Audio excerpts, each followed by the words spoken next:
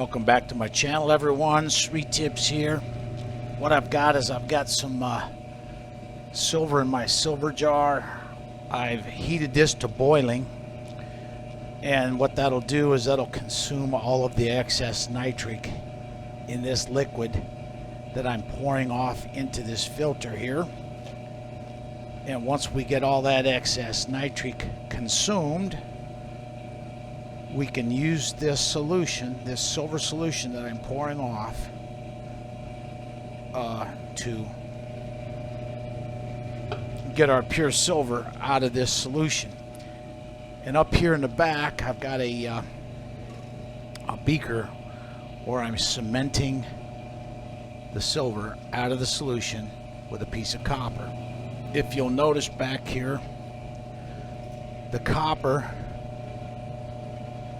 has become passivated with silver. And the reason it's like that is because I added highly concentrated silver nitrate solution to the beaker down here, and it formed that passive layer of silver on the copper. And so now the reaction has stopped. And I did that last night and left this overnight. Usually when I do that, when I come out the next day, this solution will be nice and blue. But as you can see, it's still green, and that tells me that the reaction has stopped.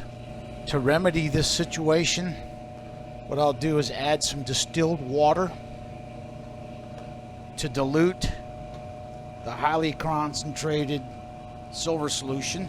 I'm going to add some nitric acid to the silver nitrate solution, and this should remedy the situation I had here with the silver passivating on the piece of copper. Just a dash. Now we're going to give this a stir and let this set until I get all the silver out of that solution. In the meantime, what I'll do is get the rest of this solution poured into the filter, and the solution down here in the flask, I'll be able to add that to a beaker like the one up in my fume hood that's full of copper, and cement the pure silver out of this solution. As you can see, there are some small gold foils in here. This is going to be just mostly dirt, but there will be traces of precious metals in those solids. So I'll rinse it off real good, and then I'll save this filter in my paper storage. I've got all the silver solution pulled out of this filter now. Got it rinsed out real good, and you can see little flecks of gold in there, so I'll save this in my paper storage, and we'll process these filters in a later video. Let's take another look at this passivated piece of copper here. You can see that the silver is pretty much like glued to it, adhered to it very tightly. But with that nitric acid that I added to it, it should penetrate in there if I leave it overnight. And this is why we want to dilute our solutions, our silver nitrate solutions, before we add the copper to them. If we don't, if we put a piece of copper in a highly concentrated nitric or a silver nitrate solution, then it'll passivate on there, protect the copper from the silver nitrate, and the reaction will cease. Another possible way to solve this is take a sharp object and just mechanically remove the silver from the copper like this, and then now that we've got the solution diluted, the reaction will continue.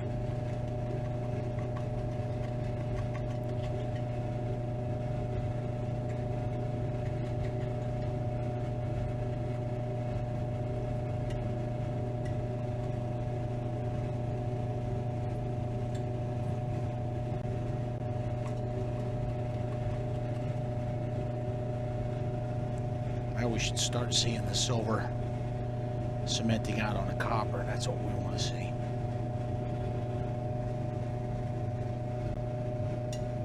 This is a roll of copper. It's about 10 or 15 pounds of copper. It's perfect for cementing out the silver out of my silver nitrate solutions. I bought it from this company. It was $150. And so now what we're going to do is cut a piece off to put into our silver nitrate solution. And many viewers have commented in the comment section of my videos, why don't I salvage the copper and reuse it? And you got to understand that to a precious metals refiner, copper is waste. Copper is a base metal, and that is what we are trying to remove from our precious metals solutions. And like I said, to a precious metals refiner, this copper is a waste metal. So we'll just fold this up and we'll go stick it in our silver nitrate solution and cement the silver out. Alright, this is a cement silver beaker. I've already got a piece of copper in there. I'm adding some distilled water. This is a piece of copper from the previous reaction. Just leave that right in there. We're going to add our new piece of copper that we just cut. I'm going to add some of the concentrated silver nitrate solution that we filtered out to this beaker here. And we're going to go ahead and start cementing out our cement silver out of this solution that I'm pouring in to the beaker right now. I'm going to give this a stir now, make sure we got the silver nitrate solution mixed in good with the distilled water that we added. Again, the reason we're adding distilled water is to dilute the silver nitrate solution so it doesn't passivate like we got in this beaker. In accordance with the reactivity series of metals, the silver, which is less reactive, cements out onto the copper, which is more highly reactive. The two metals trade places. The silver is coming out of solution as the copper goes into solution. That was about a 20-minute time lapse. This is one of the neatest reactions in refining because it happens quickly, right in front of your face. So we'll just let this continue to sit probably at least 24 hours. We'll stir it occasionally to make sure that we've got any silver nitrate that gets entrapped down here in the cement silver. We stir it up, it'll release it, and then it can come in contact with the copper. While we're waiting for the material to cement out of those silver solutions, I've got all this silver built up that my wife finds for me. And if you notice some of this stuff, it's very nice, and we don't want to just tear this up to recover the silver. So some of these nicer pieces, what I'll do is I'll set these pieces aside. We'll clean them up, and we're going to offer those for sale. I've got the jewelry, the silver pieces, in a ultrasonic cleaner here, and I clean it off real good to get all the dirt off, and then we rinse all that soap off of there. You can see there's some nice pieces of jewelry with some big stones, and it just doesn't make sense to take these things apart just for the silver. So we're gonna clean these up real good, sterilize them with steam so they're like brand new, and then we're gonna lay them out on a nice white towel, and take a video shot of these, and then we'll offer this stuff for sale on my eBay store.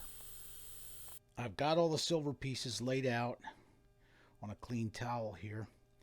I've spent the last day going through each piece, testing each piece with acid, and verifying that what we have here is actually sterling silver. And I've been through each piece. I've cleaned each piece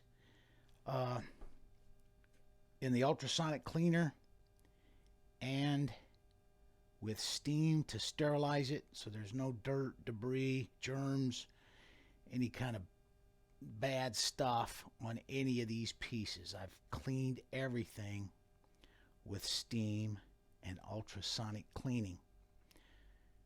And what we'll do is offer this for sale on my eBay store. Some of these pieces I need to go ahead and highlight individually. This is lapis on a pin here. This is a little egg that opens up and snaps shut. It's got a little bail on it that can be hung on a chain. I think this is synthetic opals, but it's in a silver, a gold over silver star. This is a nice locket here with real rubies and a real diamond in it. It is sterling silver. And the rest of these pieces up here are pretty much self-explanatory. These are kind of neat. I'm not quite sure what those are called. They're fossils, and they're set in sterling silver. They're pretty neat looking. This looks like some Native American stuff here. It's a pin. It's signed by the maker on the back. And this is a lapis bracelet. Turquoise. Looks Native American. Our rings. These are going to be, what do you call that stuff? Turquoise. Here's turquoise and coral. It looks like these are handmade. A couple of these back here. There's some amethyst. I think that might be blue topaz, black onyx, and this is going to be garnets here on a chain, gold over silver. Here's the earring sets over here. This is like little purses. This looks like it might be Native American. This does not have the backs on it, so it's going to come like that. These look like turquoise, some kind of stone here. I'm not sure what that is. These are jelly opals, and they got a blue color to them. It's got a pendant that kind of matches and goes with it. A couple of more turquoise pieces. Not sure what this mineral is right here. And then the bracelets. This has a little threaded thing right here in the middle of the bracelet, and each of these will thread and go through down to the rest of the bracelet. Not sure what kind of mineral that is right there.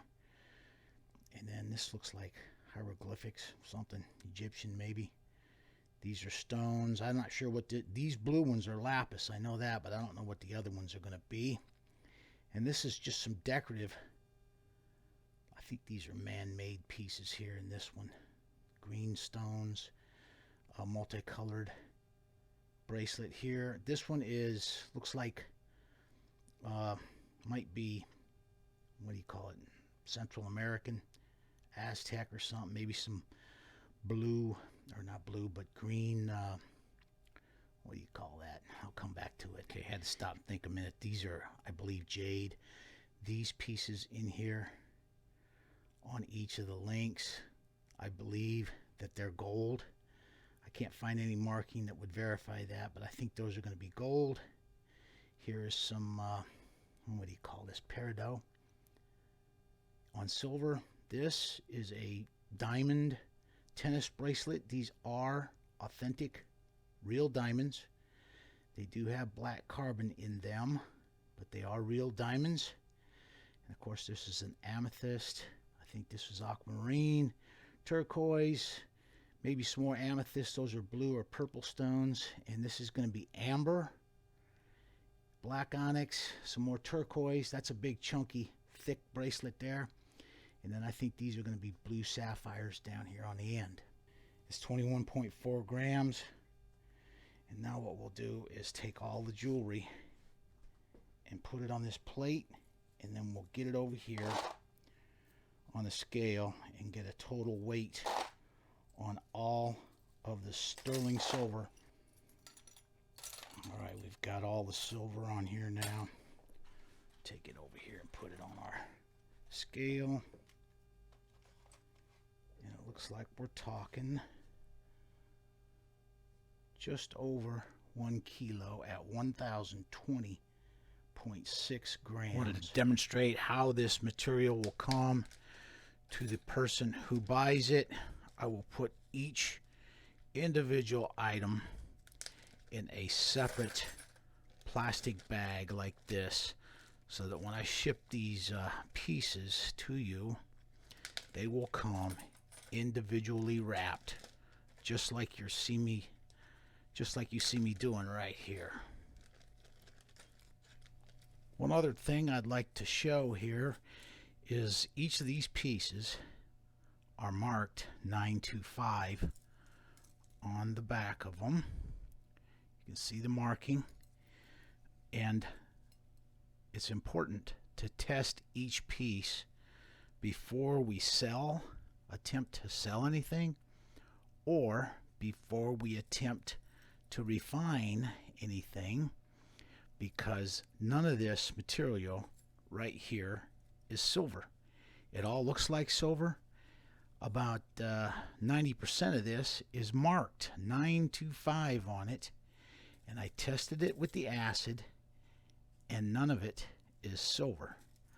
To demonstrate how I tested this metal, this is a piece of sterling silver. I know it's sterling silver, and what I do is I've got some potassium dichromate dissolved in a little bit of dilute nitric. I apply a drop to where I just filed it and wipe it on a piece of paper, and you'll see I get a nice blood red stain, and that tells me that this is sterling silver. Alright, I've got another piece here. It's marked, it says 925 on it. What we're going to do is file some of the metal off. We got to do this because if it's silver plated, it will give us a false positive for silver. Touch some of the solution to it, hit it with a piece of paper towel, and there you can see it does not turn red like the sterling does. It turns a brown color. You may see a little bit of red in the middle like that. That's because there's a coating of silver over this base metal. But it doesn't look anything like our positive test for the known piece of sterling silver. Okay, we're going to repeat the test now. I've got a piece of stuff here that looks just like silver, and it probably does have a coating of silver on it. But I'm going to file deep into the metal, put some of our test solution on there, and then we'll allow it to set for a second. Wipe it with our paper towel, and you can see that is not red. It's a green yellow color, which indicates that we have a base metal with no silver. Here's a look at the silver that we cemented out onto the copper here. And I've let it set in there overnight. But we're going to stir this up before we gather up the cement silver out of there, and make sure that we've got every bit of it cemented out before we proceed. Alright, here's a look at our other jar of cement silver. And it looks like it's still passivating on the back there a little bit. Maybe not. Maybe we ate all the way through. I think we did. If you look there, all the silver has been consumed, or all the copper has been consumed as it cemented out onto, or the silver cemented out onto the copper. So what I'm going to have to do, I can tell by this color, this green color in here, that we still probably got some silver in solution. So I'll add some more pieces of copper to this and continue to cement out the silver out of this solution right here. Here's some fresh copper that I just cut off my roll. Stick it in here and you'll see that silver begins to cement out on that copper almost immediately. That looks a little bit black, not so much gray, so we're probably going to have some platinum group metals in this silver solution.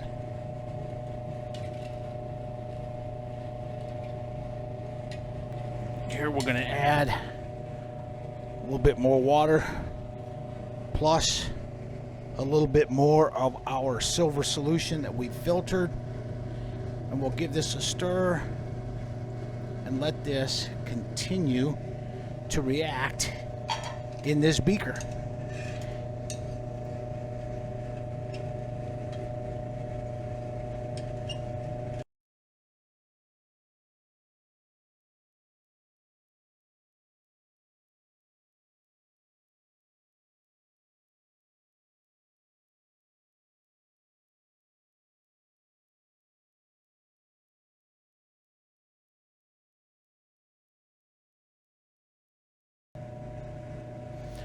All right, this solution is now cementing out the silver nicely. What we'll do is once I get this all the silver and other precious metals to come out of the solution, I'll rinse all of this blue liquid off of here, and then we'll recover the cement silver and add it to our collection. We'll throw it in a crucible, melt it up, pour it some water and make some shot, and run it through the electrolytic silver cell. This will conclude the silver refining video. I hope you learned something about the passivation of the silver. You've got to dilute the solution before we put the copper in there. Otherwise, the silver will cling to it so tightly, form a passive layer, and then the silver nitrate solution will not be able to get to the copper and react with it and come out of solution like we want it to do. Make sure and get on my eBay store and check out the silver pieces that I have here for sale. This is kind of difficult to process, to squeeze all these stones out of there. Plus, it's some nice stuff, and we'll offer this up for sale on the eBay store. And that's it. That'll conclude the video. Thank you for watching.